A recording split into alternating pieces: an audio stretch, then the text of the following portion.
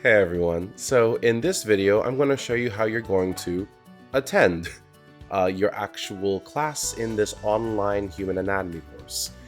So if this course were given completely on campus, you would go to a lecture room, listen to me lecture for about an hour and a half, and then afterwards come to lab in order to practice the concepts and identify structures that we went over in lecture. Now it's not going to be a complete just 1 hour and a half lecture followed by a bunch of activities. I've split it up a little bit differently, but the theme of learn some concepts and then practice those concepts is definitely kind of the rhythm that I've hoped to, or that I've tried to design my course around. But anyway, so let's go ahead and go through what your module will look like. Now, at the beginning of every unit, not every week, because that's a little much to go through a unit in a week. But for every unit, I go ahead and give students your study guide. In the past, the feedback that I've gotten is, Adriel, I really wish you had given us the study guide at the beginning of the unit instead of the end. So when you click on the study guide, what you get is exactly what it says: a comprehensive list of every concept, vocabulary term, structure, etc. that we'll be covering in the next 4, 5, 6 lectures in 2 or 3 weeks. For those of you who prefer a hard copy to print, it is available to you. It contains the exact same content. And of course, if you prefer looking at it on your phone, on your laptop, tablet, whatever, you of course can just use the digital version. There are different tabs just to help organize the material, and as you can see, it is simply just a list of every, again, concept, vocabulary, term, structure, etc. that we'll be going over in the upcoming lectures. And so what students in the past have preferred, or for those who prefer to have it early, they say like, I really want to use this to organize my notes, or like printed these out and then writing definitions as I go through the lectures. Whatever way works best for you. And of course, if this is not useful to you now and you prefer to have it towards the end, you can of course save it until the end of the unit. It's really up to you how it best works for you. Now, that being said, let's go to an actual day, if you will. So, of course, here's the first subunit, Unit 1-1.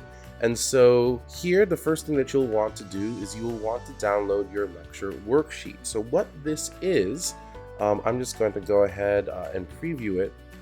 So if you download this, I encourage you to download and to print this, because what this is that this is basically an empty lecture outline, including a series of unlabeled pictures. So for example, here we'll be learning about anatomical planes, and so in my lecture video we'll actually be labeling this exact diagram. What is this red plane, blue plane, etc. So what I want you to do is first just to download this lecture worksheet.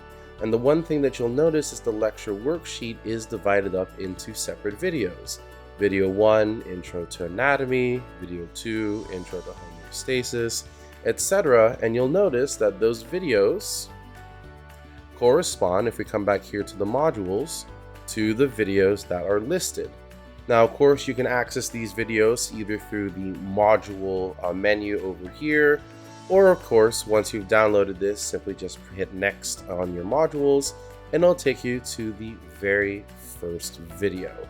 Now, to show you how exactly these videos work, oops, something's happening over here. I'm actually going to go to, let's go to homeostasis, because this one actually has several things that I definitely want to take a look at. So first and foremost, your lecture video. So how does this lecture work? So instead of one long hour and 20-minute long video, I decided to chunk your videos into smaller videos, anywhere from 5 to 20 minutes long. Students in the past have told me they really like it. It's easy to, like, if I really need to just study a specific topic, I just need to look for a specific video. Now, the program that I'm using to deliver my lecture videos is something called Play Pause It, and I'm going to kind of go over how to use it. So of course, you'll be given this huge play button. Click on it to actually start to play, and then you'll notice over here it kind of just looks like your standard player though. However, there are some things that you are not able to do, and actually what I'm going to do is get out of this real quick. Let's view this in student view. Apologize for not doing that earlier. Okay, so let's go ahead and take a look at this. So you're going to press play. Now, how exactly are you going to be able, if you don't want to look at it this small, over here you can see there's just a box over here that allows you to go full screen, exit full screen. Every single video is captioned, and so if you prefer to have the captions on, I'm sorry, actually we need to play the video. So you can see that the captions are on, off, whatever you prefer. This in the settings over here, you have the ability to change the speed of how fast the video is playing, whether slower, faster, etc., volume, and of course other settings as well. Now the thing with play pause it, and this is on purpose, is that you are not allowed to just skip through. So notice here, if I try and skip later onto the video, you're not allowed to on your first watch through. So play pause it is designed to make sure students watch the entire video from start to finish. That way I have some confidence as your instructor that you've learned, or at least not seen everything at least once. So what we're going to do is I'm just going to go ahead and watch my own video. I'll fast forward for you all, and we're going to see some interesting other features of play pause it. So I'm just going to watch my own video. Okay, so welcome back. So you notice over here that I reached a point in the video where, as I'm lecturing, I say something along the lines, I would like you to pause the video and try this practice problem out. Play pause it actually gives us an opportunity to actually do it online, as opposed to you just taking out a scratch piece of paper or something like that. So you'll notice here I've just copy pasted the question over onto here, and you do have an ability to actually answer the question. And yes, I do have the ability to see it. No, I am not grading you on accuracy. By no means. This is the first time you're seeing this. I did not expect you to master something on the drop of the hat. This is absolutely just practice. So what I would like you to do is to answer each question to the best of your abilities, and what I can do as the instructor is take a look at your answer and guide you to be like, hey, you're on the right path.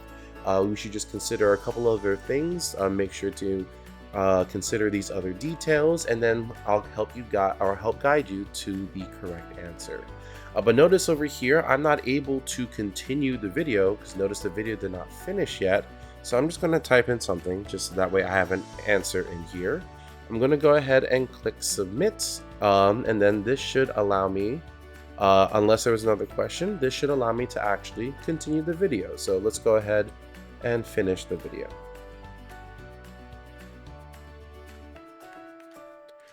Okay, welcome back. So while not every video may necessarily have a question or set of questions in the middle, every video is going to end with this very, very simple survey. On a scale from 1 to 5, how well did you understand the material in this video? And I want you to be as brutally honest as possible. Yeah, Adriel, that was pretty clear. There's a couple concepts I was like, that's a little weird, but you know, that was pretty good. Adriel, what in the world were you talking about in this video? Wow, that was confusing. Please be honest, because it's not only just for me, but it's also for you. What students in the past have told me that these surveys have kind of helped guide their studying. So they know that if they're putting a 1 or 2 on this particular video, they'll jot this down as a video to rewatch multiple times, or to email me about and be like, can you please clarify this particular concept, or to ask their classmates about on the discussion board. And of course, I get to see where the class stands as a whole, and if I'm seeing a bunch of 1s and 2s, I know that maybe I need to redo this video, or I need to find something else, maybe look on YouTube to find something that maybe better explains the concept. So please be honest about how you felt about the video, about the concepts, and because again, it helps me as well as helping you. Now, once you actually submit it, that will complete the video. And so now there's some interesting things that you can do now when watching the video. First off, you can rewatch the video. And if you rewatch the video, notice how now you can skip around. So whenever you're viewing a video the second, the third time, anytime past the first, you're more than welcome to skip around to whatever parts you need. In fact, one thing that I really like about Play Pause It, if you click here where it says toggle side zone, oops, sorry. You'll notice over here that there's something here called the transcript. The transcript is nothing more than just effectively the text of my closed captionings, but notice that here's a search bar.